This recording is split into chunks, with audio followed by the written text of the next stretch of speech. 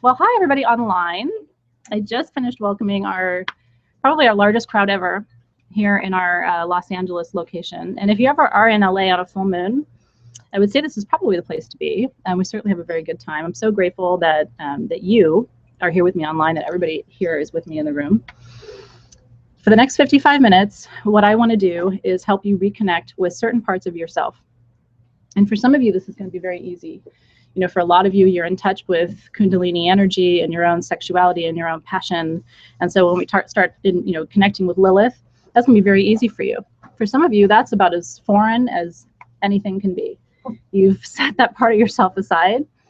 And so opening that Pandora's box tonight might be really interesting for you. I can say it'll be very good for you. And then we're going to be working with, of course, Hecate too, who's the goddess of the crossroads and the keeper of the cauldron. I'm going to be teaching you about these goddesses tonight. And then the Morrigan, who is so well known. She goes by many names. But she herself, the Morrigan herself, is a triple goddess. You know that, right? So we'll talk about all that in just a minute. So tonight what we're doing is we're working with what they call the dark goddesses. And I'm going to talk to you a little bit about what that means. But it is going to be a meditation. And so we have 3 candles. If you have your ritual kit, we're going to burn each one of these one by one. And as we do, we're going to connect with the goddess that each candle represents. We're working with gemstones, of course, too. My gemstones are actually in my little locker situation there.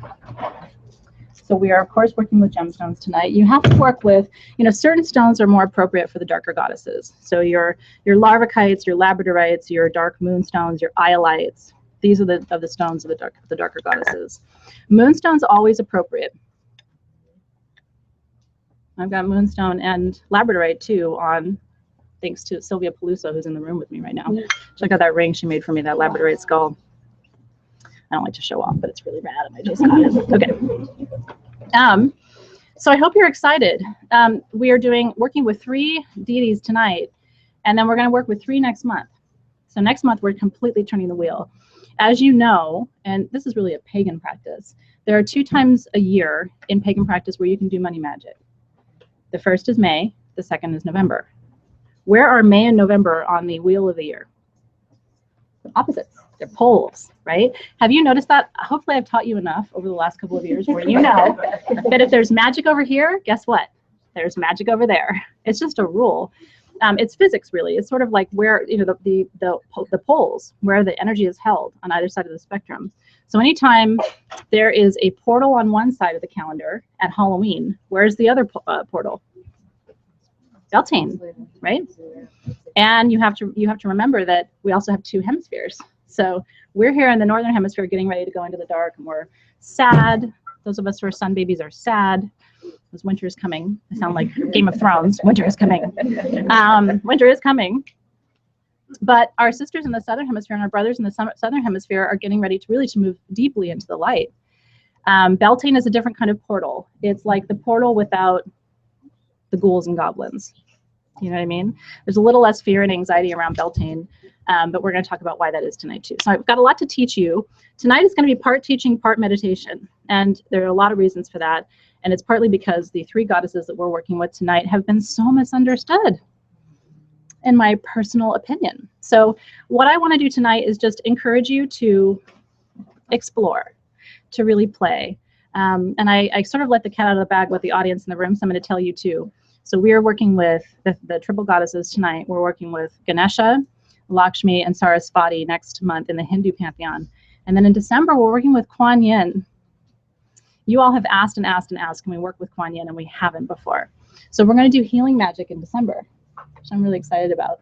And my intention for that December ritual, which is going to be right before Yule.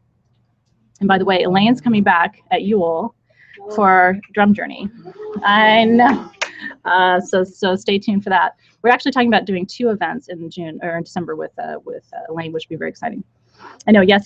So my intention is to really work with Kuan Yin to build infrastructure around your health for 2017. Because at the end of the day, what's it all worth if you're not healthy, right? You can have all the things in the world, but your health is most important.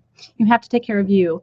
So we're going to journey to work with Kuan Yin around healing in December. And then that will bring us to the grand conclusion of our work with the gods and goddesses for 2016. But it's sort of like, no, wait, there's more. Everybody wants to keep it going. And so I'm sitting with, how do we do this if we want to keep going with gods and goddesses?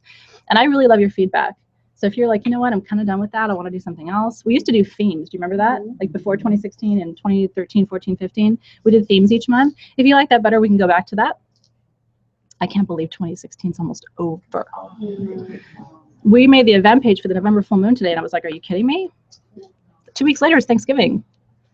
I'm not ready for that yet. Sort of like seeing Halloween stuff in Joann's in July, you know, where you're just like, could you not? That's like way too much for me to. Anyway, I'm not talking about Christmas yet. You don't talk about Christmas yet. We don't talk about Christmas yet. We're not going to do that. Zip it. Not going to do that. Let me enjoy Halloween before we start talking about that. Okay. Any questions online before we get started? It goes so fast. I know. Okay. Well, bless you in the room. Bless you. Okay. So I'm going to talk to you a little bit about the goddesses, and then we're going to get into our ritual. I'm going to smudge first just because guess what? It's almost Halloween. The veil is very thin. The ancestors are right around the corner. In fact, they're not even around the corner. Right flipping in front of you right now. It's a real small corner. And so what I want to tell you is smudge all the time. It's really important. Somebody in one of the groups asked a beautiful question, and I remember thinking, you know, that's an awesome question to ask. And the question was, you know, we talk so much about enjoying the ancestors and all the positivity, you know, but doesn't just anybody come through the veil? Don't you have to worry about that a little bit? And it's like, listen, you should be working energetically in a protected way all the time. You know, energy is a real thing, and it's complex. It's so fascinating to me because the longer I practice and the more I journey and the more I deepen my own spiritual work, the more I realize how little I know, and I know a lot. I'm more humbled than ever because it's so vast. Do you know what I mean? I think we as mortals are given just this much, because if we were given the rest, it's almost like you wouldn't be able to keep doing this. Do you know what I mean? It was really funny. I went on a journey one time. I'm going to say something morbid, but you know, it's Halloween, so whatever. I went on this journey one time, and the message that I got from the journey was that death is this really beautiful thing, but we've been set up to fear it so that we don't pursue it, because the whole system would crash. Isn't that interesting? It's almost like, God, if you knew, you'd be running to that door, but instead you're like, oh no, that's the scariest thing ever. We can't even talk about it. It's so scary. And so the system perpetuates life. Isn't that interesting? Yeah. I'm just saying, there's moments like that where I'm like, sit with that for a minute. Like, you heard me, but did you hear me? So that was a deep journey message. And honestly, that's the only thing I got out of the journey, but it was so transformative to my life. Think about it. Okay, and some of the wisest cultures on earth don't fear death. Have you noticed? Mm-hmm. It's us over here in the West who are all, I don't know, can't talk about it, I want to look at it, I want to think about it. Okay, I wrote a new invocation for tonight too that I'm going to read you, so I'm very excited about that too. Okay, so smudge away. I'm going to talk to you, and then we'll open our circle for tonight's meditation. But I'm so glad that you're here. Be sure to save the date on the 30th too, because we're doing our first live Samhain ritual too, free of charge too. I'm going to spend a little bit of Halloween time with you, which I'm really excited about. And if you live in the New Orleans area, guess what? I'm coming to your town. I'm going to set up a meet and greet in New Orleans. I'm going from the 26th to the 28th. So if you live in New Orleans and would like to spend some time together in that magical city, let me know. I'm very excited. Okay, so let's talk first about Lilith. I mean, honestly, I could sit here and lecture to you. I was a professor for a long time for a whole day about this and not get tired of it. So let me try and like condense it into little like honey badger bites for you. Lilith comes from the Hebrew tradition, and her name means of the light. When you think of Lilith, what comes to mind? Dark. Snake. Okay. Screech owl. What was that? Screech owl. Screech owl. Yes, she is associated with the owl. The feminine. Hiding. Serpents. What was that? Free will. Okay. Here's the thing, and I love that most of what you guys are talking about was positive, because she's considered to be a demon in most things that you read. So the honey badger story is, okay, so Lilith was Adam's first wife. He wanted to have sex with her. This is like the reigning myth, and if there are small children, just like go like this real quick. He wanted to procreate with her, and she didn't appreciate the position that put her in. Am I being delicate enough? Okay. She didn't appreciate the position. And so, you know, they parted ways, right? It's a little more complicated than that. And I actually don't believe this narrative. I don't think this is the actual narrative. This is what we have been given, okay? And so, because the narrative is he went off to find somebody who'd be happier in the position than she was. It wasn't a super fun position, if you know what I mean. Not the most adventurous position that she was placed in. Okay. Now, do you really believe that the wife of Eve would just flee the queendom because she didn't like laying down? I don't know if I believe it. I mean, that seems like a hegemonic sort of like, you know, misogynistic. I don't know. That doesn't seem right to me. And so then came along Eve, who was like, I'll do whatever you want. And then now Eve is the wife, and then Lilith went away. And okay. I'm really trying, because I do honor the fact that there are young people who, I don't want to go into all this. I'm not going to do like hand gestures. I'm not going to do any of that. Okay. Here's what she represents. Because where there's smoke, there's fire, right? I do think she represents uncontrolled sexuality. And the idea that if you can't put your thumb, if you can't get it under your thumb, then you can't control it, and that's really scary. But female power has always been really scary to people. Have you noticed? Mm-hmm. Because, you know, and there are, if I could take you through this whole journey of, even in like literature, English literature, for example, so much of what was written about women was terrifying. You know, it's like we were just, God forbid, we could just like explode at any minute and just like ruin your life, or like eat you, or I don't know what we could do, right? But this is not unrelated to the way we think about women and witchcraft, right? True. The same thing. And so anyway, her name means of the night. It doesn't mean demon. It doesn't mean scary, scary lady. It doesn't mean night monster. It doesn't mean, there's all these other interpretations, but I like to work with strict etymology, which is the study of the meaning of words. Okay, her name means of the night. Comes from the original word lily-tu. And then we have Morrigan. Right, so here we are, we've got the Hebrew pantheon, the Judeo-Christian pantheon. We move to the Celtic pantheon, we have Morrigan. And Morrigan means great queen, great queen. Although the word Mara, the name Mara means, in some translations means nightmare. And so some people insert the word Mara into Morrigan. I think that's kind of a forced translation. Is this interesting to you? I love all these, like, where do we get all this, right? She's the great queen. The Morrigan, the Morrigu, okay? And so she's not, again, she's not the nightmare queen. She's not Morrigan, although that's a convenient way of thinking about her, right? Like if you want to make her dark and all of a sudden you find out the word Mara means nightmare, you're like, oh, well, there it is. She's the nightmare queen. She's not, though. She's the great queen. And then Hecate, her name comes from the Greek word ekas, which means far away. She's just far away. She's in this other, so, and a lot of it is too, you know, the Greeks, when they would name, would think in very like rustic terms almost. Like Hecate, she's a lower realm goddess. That means she's far, far away. I can't see her. Ekas, she's ekas, right? Okay. Did you know Hecate did some beautiful public service? Did you know that she actually helped Demeter look for Persephone? Because Hecate, because she's a lower realm goddess, was one of the few goddesses who had permission to travel to the underworld. And so she was a very strong guide to Demeter. Isn't that beautiful? In her search for Persephone. And Hecate could actually go through and negotiate. She's a very powerful figure, right? So anyway, I give that to you because I want you to think about Hecate. We all get scared and we think of like, I don't know what we think of. We have these paradigms, these, you know, these sort of like, wait for the siren. My stage isn't even lit. You know, I used to be a teacher, and in teacher education, we talk about schema. This is the last thing I'll say on the teaching side. Here's what's interesting about a schema, okay? The way you know things in your life is because you're able to compare them to other things you know, okay? So one of the ways, if you want to raise a really intelligent kid, the best thing to do is show them as much as you can. It's really true. Show them everything. Expose them to everything. Talk in different languages. Show them different movies. Take them to different countries, because their schema becomes so wide. And then when you show them something new, they have all these schemata that they can work with. Versus if you're born in this city, you never leave this city, nobody reads to you, nobody talks to you except in one language, your schema, you have 2 instead of 200,000. And so when I show you something new, what do? I show you something scary and you go, oh, that must be this awful thing. Because it's like a one-to-one with one schema, versus if you've seen so much of the world and I show you something new, you don't defer to one particular schema. Does that make sense? Mm-hmm. So, and if you weren't raised that way, who cares? I wasn't. I was raised really in a sheltered way by immigrant parents who didn't have the resources to expose me to a lot. So you know what? I made my own schema.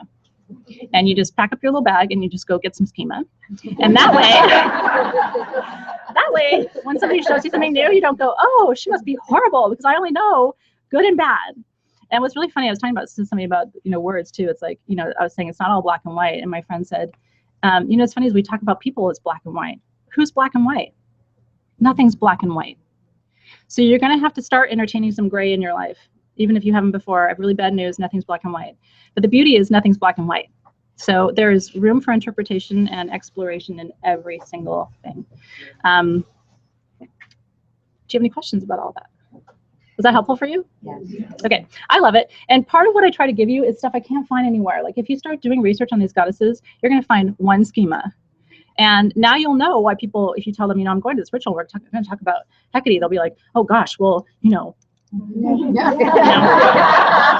because their schema is this. They have no way of thinking about it. I give you one last thing to think about. I'm glad you guys are liking this. It's true though, and I have nothing against being raised, in a small town with a small perspective. All I'm saying is, at some point, you're going to have to expose yourself to something, and that can be done just by way of the internet. You don't have to travel. Traveling's real good for you, though. Can I just advise it? I'm a Sag moon, and we like to travel, so I always have my passport ready to go. Like, okay, I'll fly away tomorrow. But if you're not a big traveler, you can still expose yourself to lots of different schema by doing your research and your homework and having an open mind. And one thing I want to say is, think about shamanism. Where do we go in shamanic journey? But in what direction do we head? Okay, but that's not scary for most people, except think of, lower realm, underworld. Do you know what I mean? Lower realm, hell. If your only schema for down below is something bad, then it's really hard for you to think about journeying to the lower realm, which is where all of our spirit animals reside.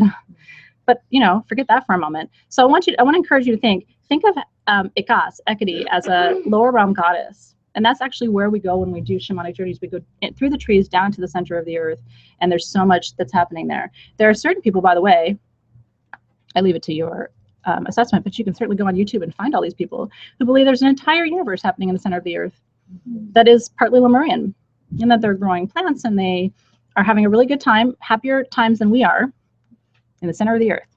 So, and they call it all kinds of names. They call it the hollow, what is it? The hollow earth, right?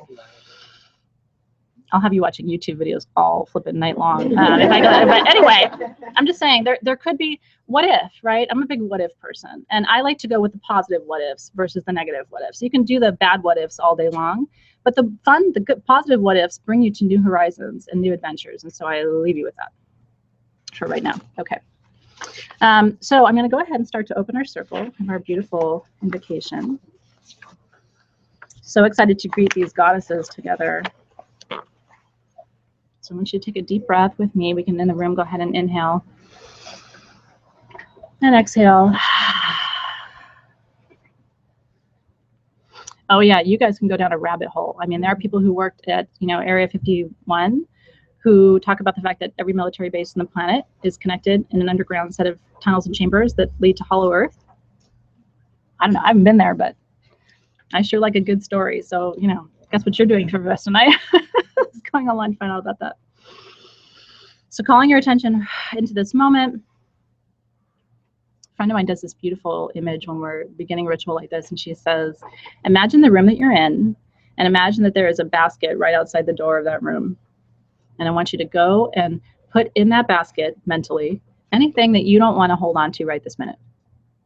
What happened today, a meeting you're worried about tomorrow, the fact that your kids haven't eaten dinner, the fact that your leg hurts, whatever's happening, go put it in that basket, and you can pick it up in 40 minutes. Just letting go of anything that is taking you away from the beauty of this moment.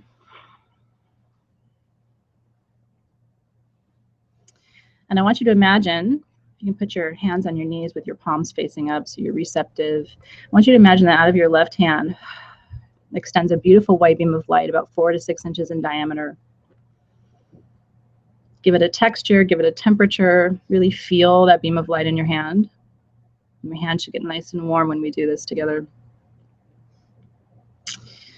And that beam of light is pure energy, energy of connection. And so I want you to imagine that that beam of light is extending out of your left hand, seeing it move out of your hand and into the right hand of the person who's seated virtually next to you in this beautiful circle tonight.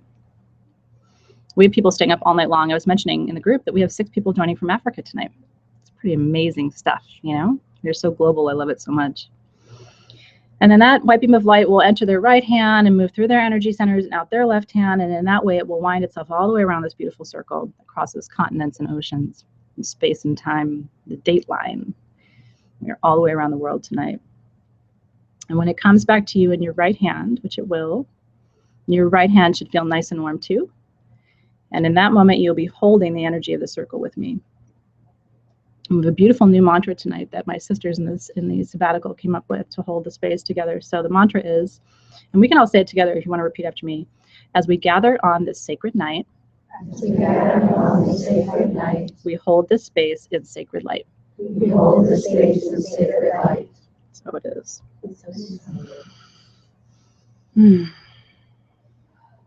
So good. So good. So our circle is open. Keep your eyes closed. I'm just going to read to you this beautiful new invocation. And I will put this invocation in the full moon group, as I always do. Every time I write a new full moon invocation, I always give it to you because I love for you to print it and use it, you know, if you're holding a circle, so you don't have to start from scratch. At this dark hour, as summer fades, and we greet the early evenings with anticipation, together we gather and we seek the wisdom of the elders, the ancients, the guides, the ancestors. And humbly in your presence, we seek the knowledge we are ready to integrate. For now is the time. We are promised no tomorrows. This is the hour of magic, and now is the moment of possibility. To the gatekeepers of the 4 directions, thank you for turning your gaze toward us this evening. We honor your sacred presence, and we thank you for your presence. You are welcome here. I call first to the direction of east, element of air. This is for you, Libra, Aquarius, and Gemini, the ones who breathe new life into being. We're so grateful to have our air element members of our community. Air, we ask that you lift us beyond fear to a place of grounded understanding, to a place where we can meet each other where we are and love each other without hesitation. Help us, air, to breathe deeply, and on the exhale, release any resistance to this moment. So good. We are here, you are here, we are here, and together we create a new beginning tonight, and we prepare ourselves for deep rest in the season to come. I next call to the direction of south, element of fire. This is you and me, Aries, Leo, Sagittarius. Fire burn within us and remind us that in our passion lies our deepest power.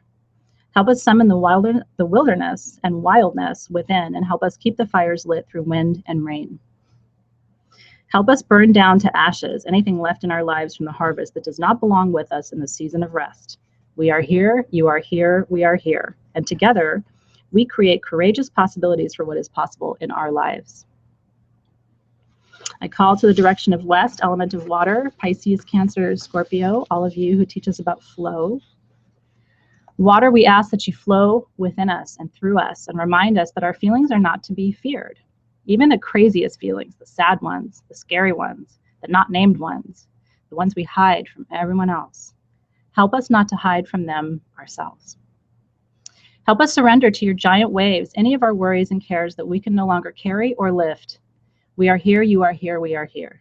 And together we create a new channel for flow in our lives. Teach us, water, to honor the river that flows from our mind to our heart and back to Gaia again. And last, I call to the direction of north, element of earth, Virgo, Capricorn, Taurus. Earth, we ask that you ground us and protect us and teach us to listen more than we talk. Teach us to trust more than we fear.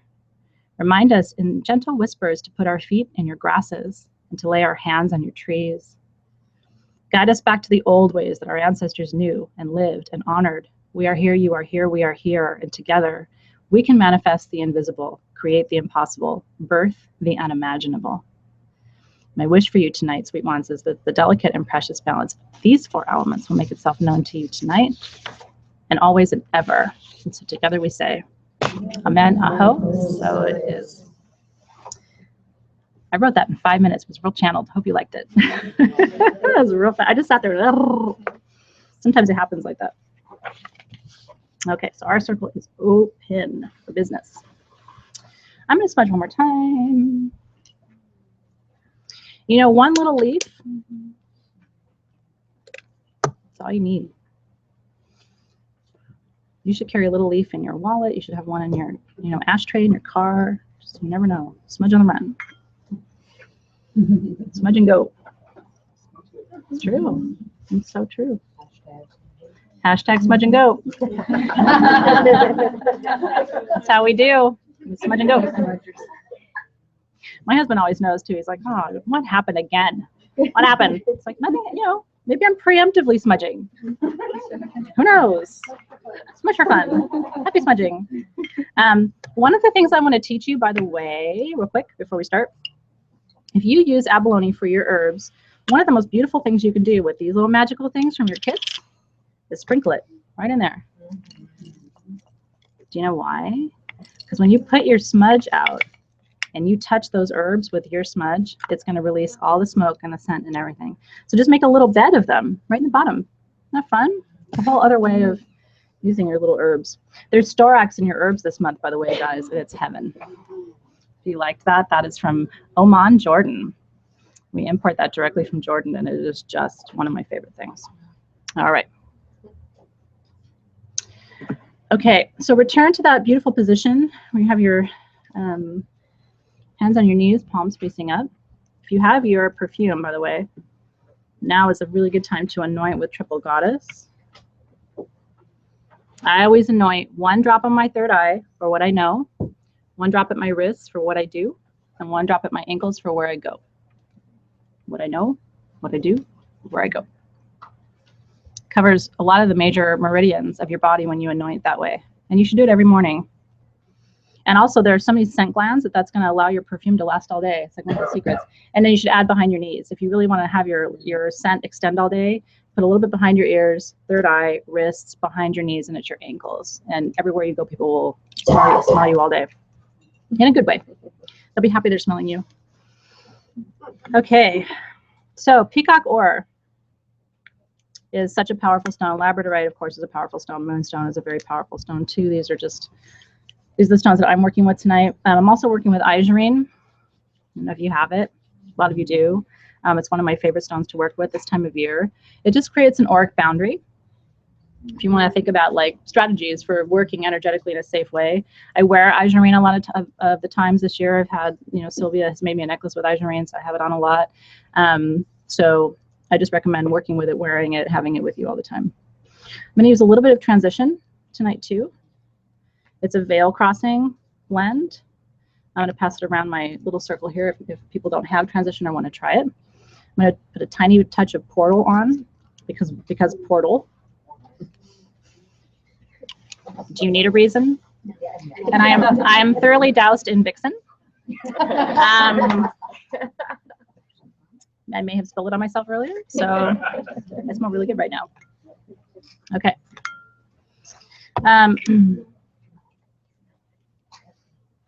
Okay. So we're going to start first by lighting our Lilith candle. We're going to talk to her first tonight.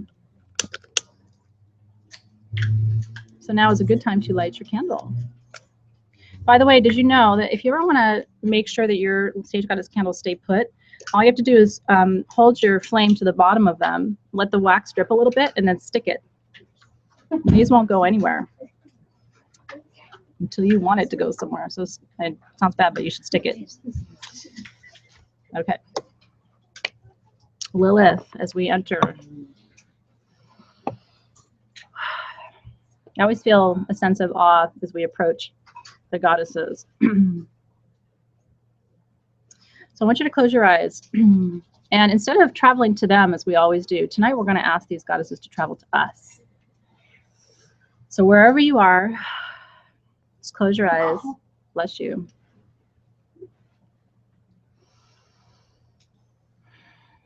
And I want you to imagine welcoming Lilith into your space. That could be the room that you're in, or if you just want to imagine her at a little bit of a distance, and people like to have the goddesses near them, but not right, like sitting next to them. So I want you to imagine that she's in your perimeter, she's in your proximity. And so Lilith, we welcome you this evening. And we ask that as we connect with you tonight, that you share with us wisdom about our own wild abandon, our own ability to connect to our deeper passions. Teach us what it means to resist, to stake a claim, and to honor our own desires, our own passions, our own physical needs. And as I talk to you about this beautiful goddess, I want you to check in with yourself. And I want you to ask yourself, where are you in relationship to your own passion? When was the last time that you truly indulged your passion?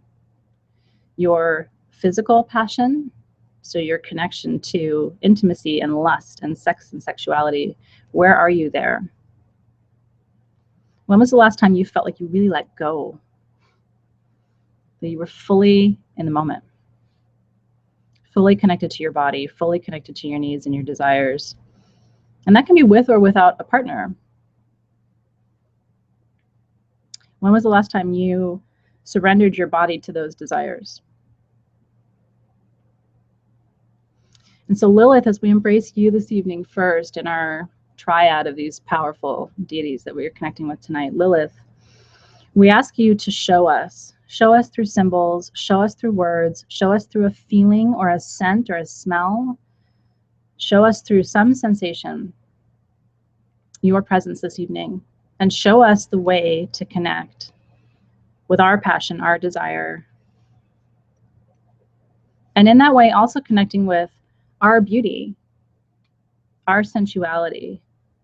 So much of your power, all of you, is right where I am with you right now. So much of your power is in that desire. And so Lilith can show you the way to embrace those desires unapologetically. And I want you to think, as you engage here, what would it look like for you in your life to indulge those desires more frequently and more fully? Would that mean a deeper level of connection with your partner? And as we're moving into this space, I want you to notice any areas of resistance. As I'm talking, are you thinking, I don't want to do that? Or, oh, that's scary. Or, oh, I can't do that. Or, I don't have a partner. Like, where is your self-chatter going, or your inner monologue? And just notice, but let it go. And in its place, I want you to open your mind to a new possibility for yourself in this area of your life.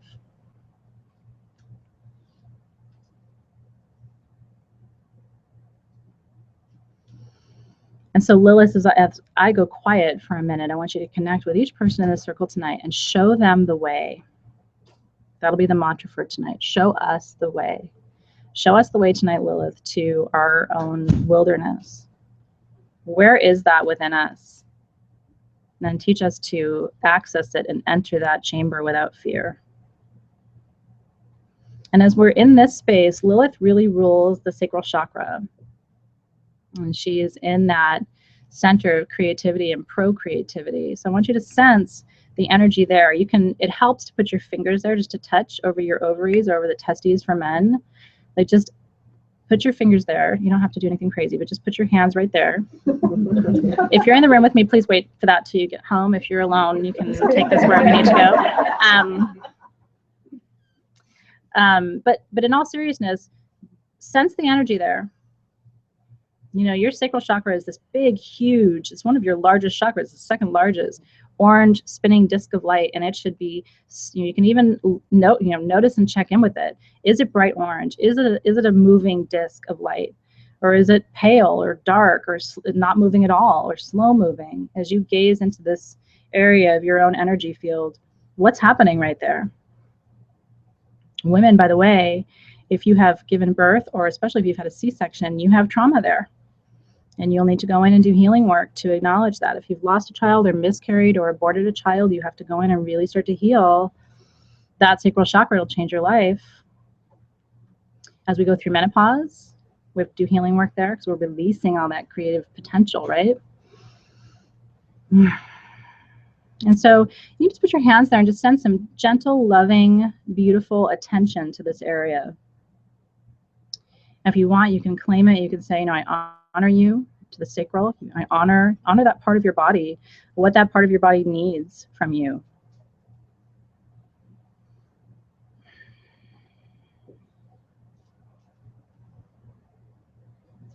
And so Lilith, because you show up so often for us as serpent, and of course that's all connected to that Kundalini energy, which is very much a serpent energy that winds within you, or doesn't, but wants to wind, you know?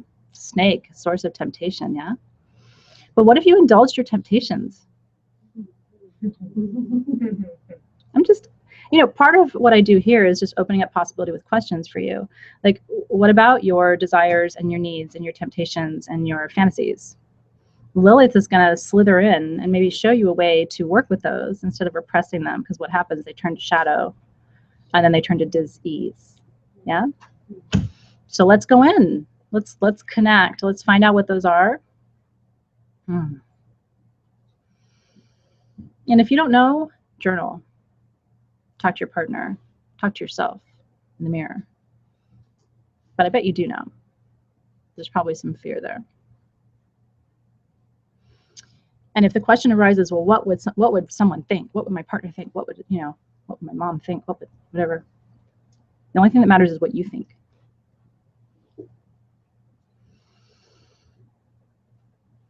And so Lilith, help us to access here before we release you from the circle. Open the dialogue with our partners, open the dialogue for us within ourselves to access this deeper level of connection to our own passion, desire, sensuality. You are a sensual, sexual being. And so you can even create a mantra for tonight. We could together say, I am a sensual being. And just share that. We can say it in the room, I am a sensual being. I am wild. I will not be controlled. And how much power is there available for you? So take a nice deep breath. And if you're willing, you can say together, the candle is lit, by the way. If you're willing, we can say together, Lilith, we invite you. Lilith, we invite you to show us the way. to show us the way. And so it is. So it is. So here for Lilith, for me, Lilith is that Peacock Ore. You know, she's that spark, that rainbow, that fire, that Peacock Ore. Every time you turn it to a different direction, it shows you a different face of itself. And for me, that's very much what Lilith represents. So when I work with her, I work with a sacral stone like carnelian or orange calcite. I love orange calcite for the sacral chakra. I love, love, love serpentine. What does serpentine mean, right? You know, all that. Sexy time. So one of those plus Peacock Ore could be your really magic duo for working with Lilith. So you can ask that the energy of this meditation be held in that Peacock Ore for you, or any stone that you charge. Just imagine, I like to just blow on the stone to send that energy in. And then when you're ready, we can extinguish that candle. Thank you, Lilith, for your wisdom. So many blessings reside there in her domain. And next we're going to turn to Morrigan. So we're going to light her candle. Yeah, Samantha, I know the kit says that, but I was just sharing my personal. So technically, there are correspondences for the stone. So in a technical sense, Peacock Ore is for Morrigan. It's considered the witch's stone, and Morrigan is considered to be the queen of the witches. But for me, I prefer the Peacock Ore working with Lilith. It's up to you. And so that's part of what I want to do is give you kind of like suggestions, but I want you to work with your intuition. You know what I mean? The books take you to a certain point, and then you have to decide for yourself what feels right for you. Okay, we have Morrigan lit. We have liftoff with Morrigan. And she will take you flying. So Morrigan, as we enter your chamber, as we connect with you in this space, remember that Morrigan is the shapeshifter. She changes form. And one of the things that I hope to inspire you with in tonight's meditation as we connect with Morrigan's energy is, what does shapeshifting look like for you?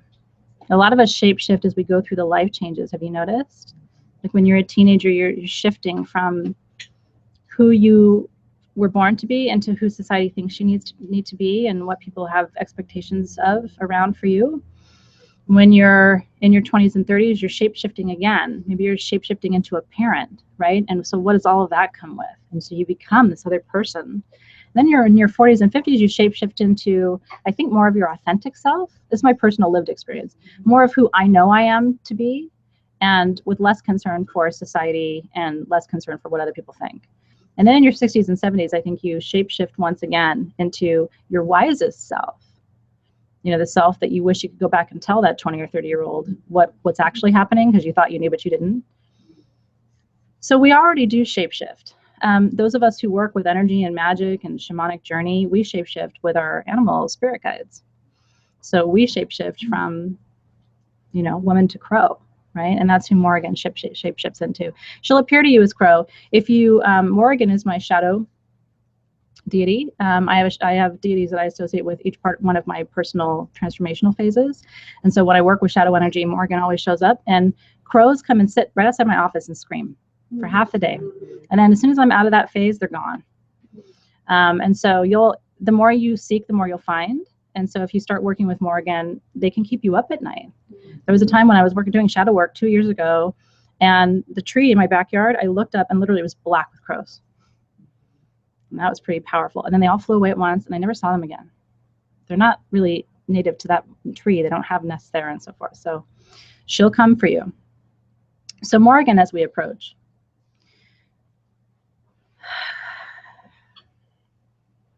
we give thanks in advance for the wisdom you'll share this evening about what it means to be the queen in our own lives. You are the queen of sovereignty. You have so much to teach us about what it means to hold your power, to understand that power is something to be honored. And a little bit of fear is okay, but not fear that stifles you. Teach us how to work with our power in a way that it doesn't overwhelm or scare us.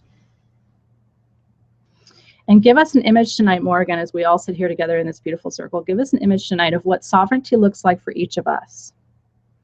Maybe for some of the men in the circle, it's very much the king archetype. Is that your king coming forward? It's so beautiful for men, because men in our society they've struggled now that there's so much integration and a lot more equality than there ever was before. And part of what I love doing is giving power back to men. So I love seeing men rise up as kings, you know, and it makes me feel more like a queen when I can work with men as kings. So it brings me my own power to see men rise up. For women, what does it mean for you to be powerful? It means that you're not a victim, right? You may not feel like you have control over much in your life, but you do. And so Morrigan, show us the path back to our power, our sovereignty. Show the beautiful men in this circle the path back to their inner king, what it means to sit on the throne with their scepter and to rule their lives with gratitude and kindness and generosity and power. And show the beautiful women in the circle what it means to rule as queen, to take decisive action, to plan, to strategize, to act, to move, to create change in their lives without fear. To rule in a gentle and humble way. The more power you have, the more humble you should be. And so teach us that as well, that having power doesn't mean that we have power over, it means we have power with each other. And Morrigan, are there symbols? Show each of us in the circle tonight what totem animal or power animal we might want to shapeshift with or into. How will you come and show us that you're there? Maybe it's a symbol that you have for us, a symbol that means something powerful for us, maybe from a past life, that will help us click and remember who we've been, where we've been, and what we're meant to do.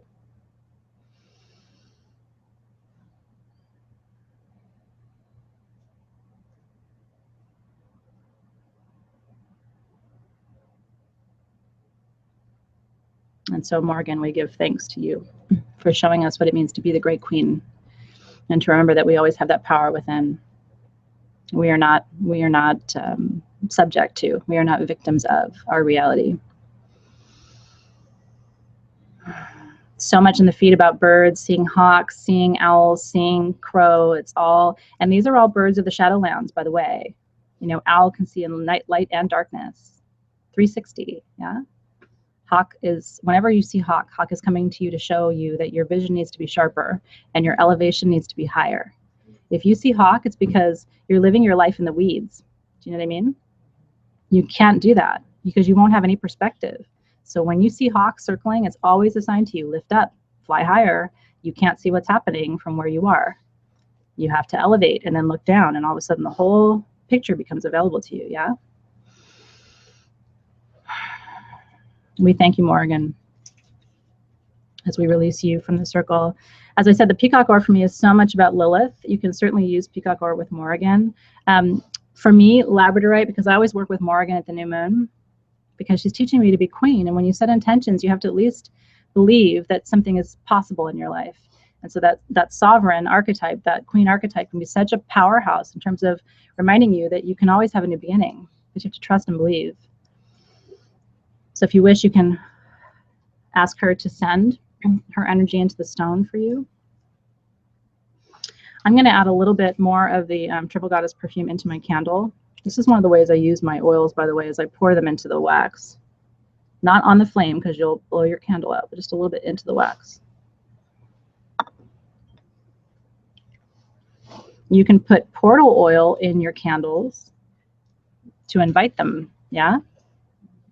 That's a very powerful way to use your portal oil. So Morrigan, we thank you for your presence to the circle, in the circle, and for your gifts to the circle as we remind ourselves of our own power and sovereignty tonight.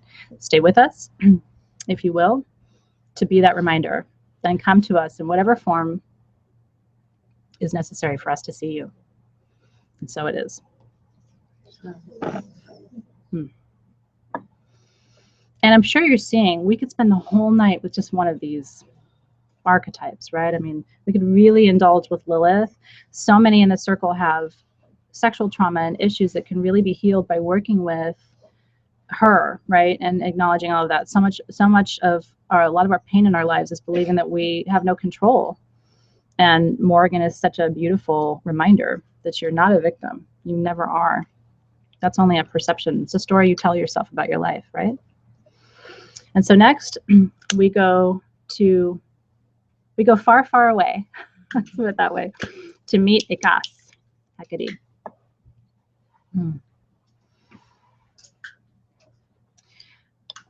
I feel like since I was a little girl, I've always been enchanted by the idea that far, far away there are fairies, and all you have to do is close your eyes and imagine. So Hecate appeals to me for that reason.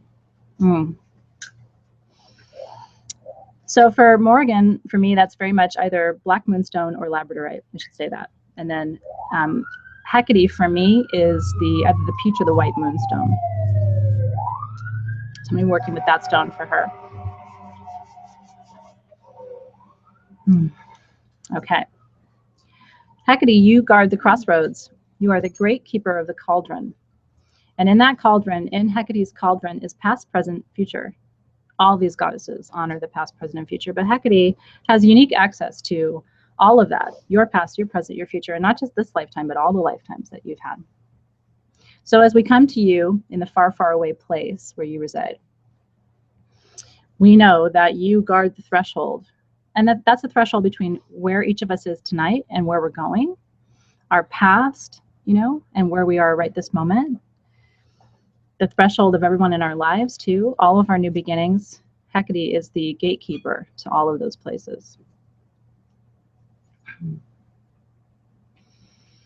So Hecate, as we come close to you tonight, as we enter your chamber, we ask for some wisdom and some guidance tonight about the thresholds in our lives today.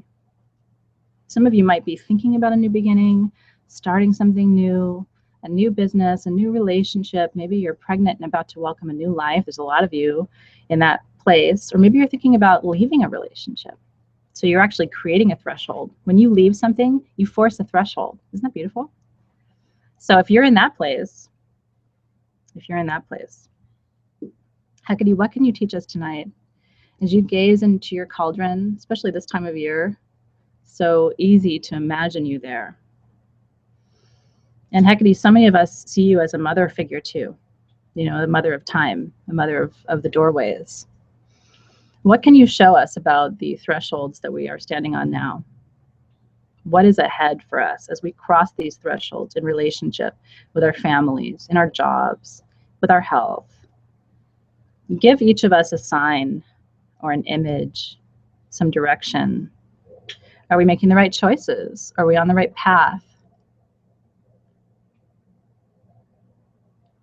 And Hecate, we know that you're so wise that you can see what needs to be seen. Are we missing something? She's the goddess of the blind spot. Yeah? What is that blind spot? What do you not see that you need to see right now?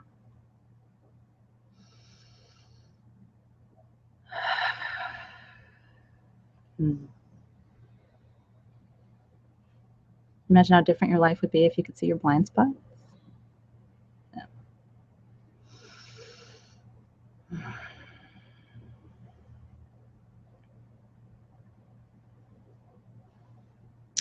And because you are also a keeper of the realm where our spirit animals, our power animals reside, Hecate, is there another totem animal that we might work with in this shadow season? Someone as we journey, I'm taking my sabbatical sisters on a very powerful elder council journey at the end of the month. Is there a power animal that we should be using when we go into the lower realms this time of year? Maybe it's a new power animal. We've always journeyed with panther, but now we need to be journeying with, you know, snake or bear. Is it a different guide that should be escorting us now?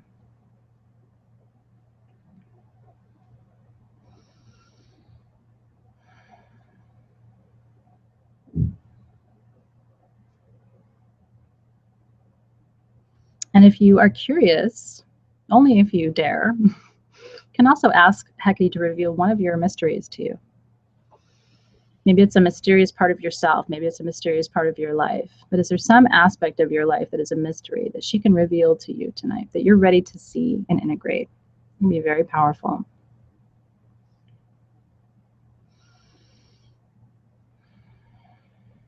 Almost imagine her pulling back a beautiful curtain. Can you imagine it too? Like just a little bit, just to show you. Not too much. You might not be ready. But it's that one little bit of your mystery that she can reveal to you tonight.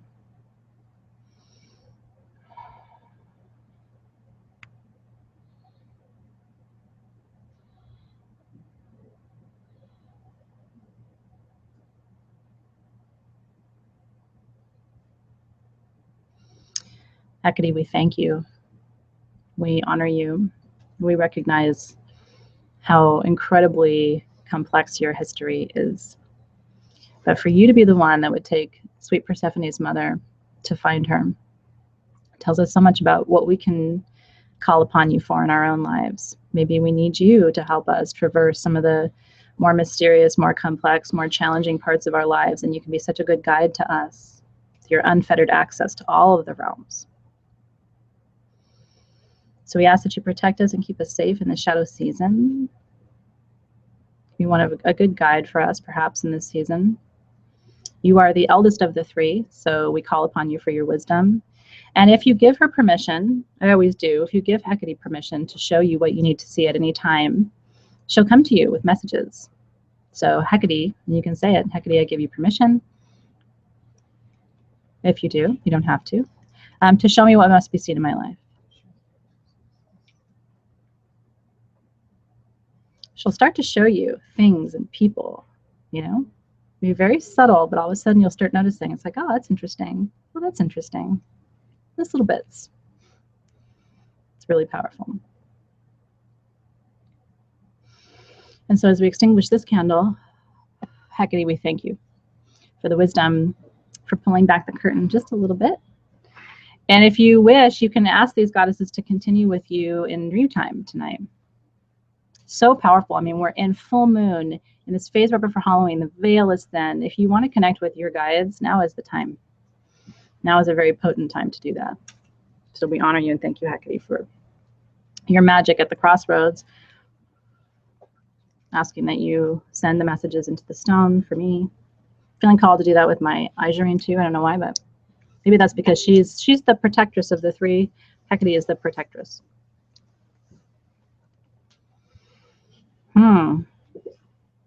That's so good. Sabrina in the feed said, I'm the eldest of three sisters as well. The dark one, another connection with Hecate. Some of us are the Hecates in our own lives. Have you noticed? Yeah. Maybe it's not a sisterhood, but it's oftentimes the wisdom keeper, right? The threshold guardian. And we serve that role for many people. Okay. So to all the great goddesses, we release you. You never want to keep a deity in your presence. I always want to release them. But if you have additional messages, we welcome you back. So it is. Whew. That was an interesting one, wasn't it? Much revealed. More to be revealed, I can tell too. That's so, so, so good. Okay. I'm feeling called just to connect with all of my stones one more time. I think just to unify the energy. So if you want to do the same thing, I'm going to put them all in my left hand. I cover them with my right hand and just ask that these stones become important and powerful talismans, amulets of this wisdom in my life. Your stones are alive, you know. They vibrate. They have a frequency and a crystal structure. Stones are very powerful. And so may these be important access points for you as we move through the rest of this season together. So it is. So it is. Okay. So return, if you will, to that seated position with your hands on your knees and your palms facing up. Stay with your breath. I don't know where that time goes. I do not know where that time goes. I'm so glad that you guys are here tonight. So when the energy of the circle came to you in your right hand, and you were holding it in your hands, you're now going to release it counterclockwise, wood or shins, as we say, back way around the circle. And so letting go of that energy, that beam of light, your hand should almost get cold when you do that sense of releasing the energy. You can watch it unwind itself counterclockwise, calling it all the way back to you in your left hand. And when that energy returns to you in your left hand, I always turn my hand upside down and send that energy back down into the center of the earth. When you do that, you're releasing the energy from your body. Some of us get a little bit of a body high from ritual practice. We call it the ritual buzz, but it's really not good for you. You don't want to hold that energy in your body. People gain weight when they do that. Did you know that? It's true. But so many friends tell me when they stop holding circle energy in their hands, they lose pounds. That shows up. Energy is real. Shows up as matter, right? The saying that down in the center of the earth, where we can no longer hold it, giving it back to Gaia, knowing that energy is not created or just destroyed, so it will go exactly where it needs to go, and just the way it needs to go for the highest good of all beings. And so we say, Amen, Aho, so it is. Releasing, releasing, releasing. Okay. So good. Yeah, Amber's like, so true, the gaining weight thing. It's really true. And if you notice, a lot of empaths are very overweight. You know? So we have to learn. I'm saying we, because sometimes I notice if I'm holding too much, it's like, God, I'm not even eating more food. Send it down. You don't need to hold all that. If you're working with clients, if you're a massage therapist, if you're an energy worker or a Reiki practitioner or a crystal healer, boom, bam, away. Don't hold what isn't yours. Doesn't matter if it's your mom's stuff, your kid's stuff, your client's stuff, boom, bam. Before you go to bed at night. You know, we're laughing, but it's kind of no joke. We hold on to stuff. Okay. So we're almost done.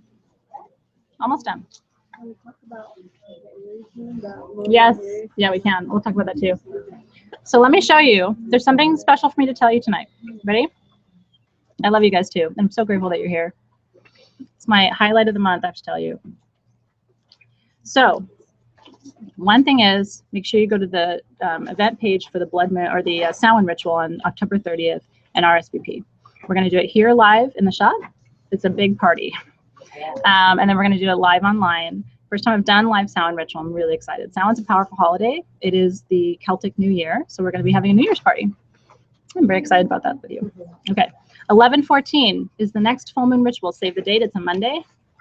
Mondays suck, but not when you have full moon ritual. So we will have a happy Monday together. Okay.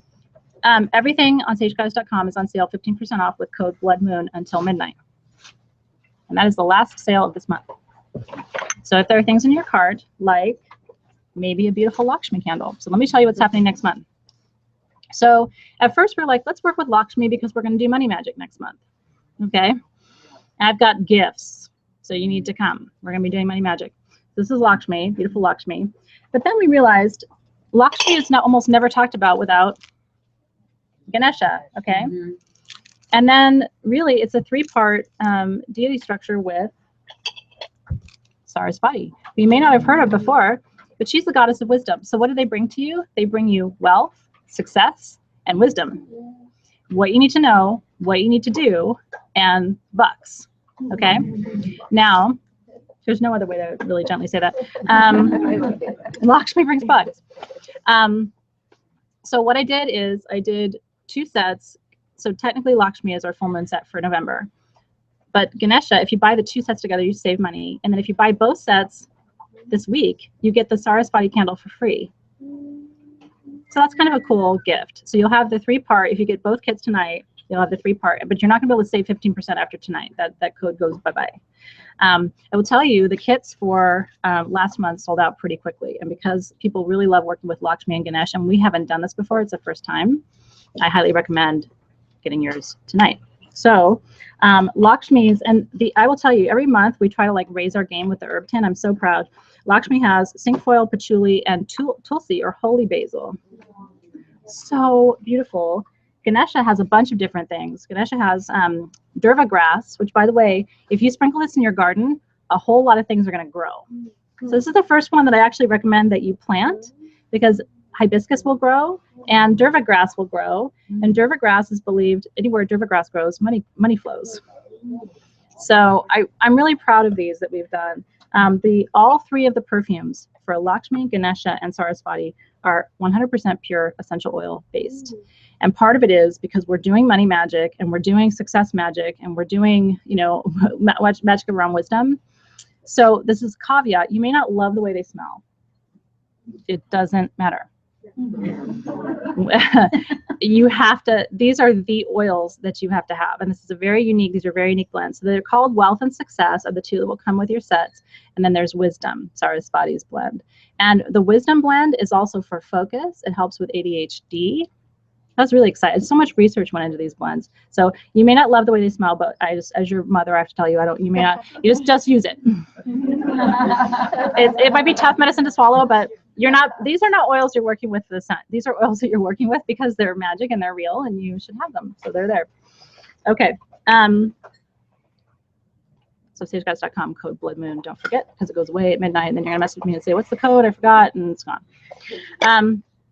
Okay, and then briefly, because it's a special request from Carol, who's Aries. I was sitting right to my left, so I can't deny that. So the Aries full moon. So here's what I wanted to say. It's very interesting to me, and I don't talk politics, so I never will. But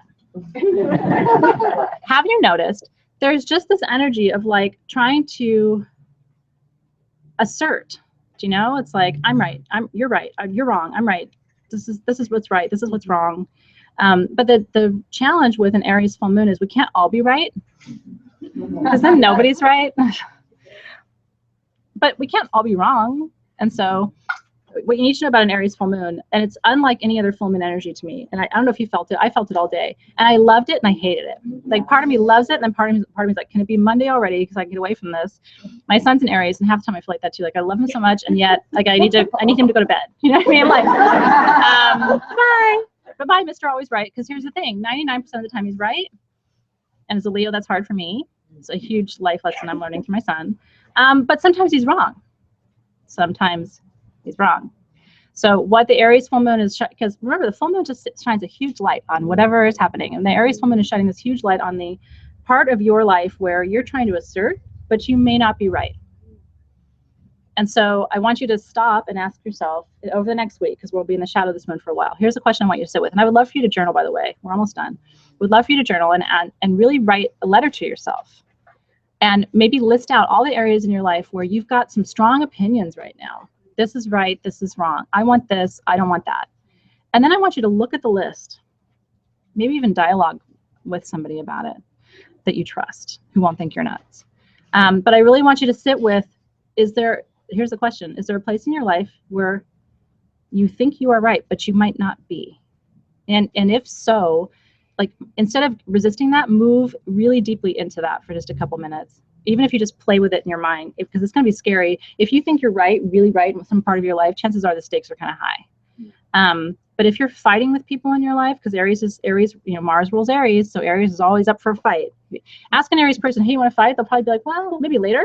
I mean, a lot of other signs are like, no, I don't want to fight with you. Cancer would be like, please don't make me cry.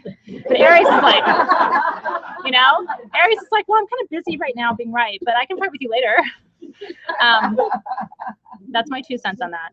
And if you're Aries moon, you're going to feel all of this more dramatically. Remember, if it's your moon sign and the moon is in that sign, it's transiting there, you're always going to feel it more profoundly. If you're Aries rising, that doesn't count, because Aries rising just means you act like an Aries when you first meet somebody, and then it goes away forever.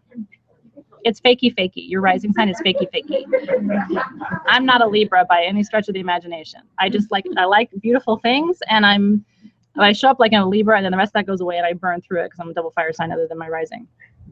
So anyway, Aries cusp, look, you narrowly missed it. You were almost right, and then you weren't. Aries cusp. Oh, and if your Venus is in Aries, you love like an Aries, which means You love to. I'm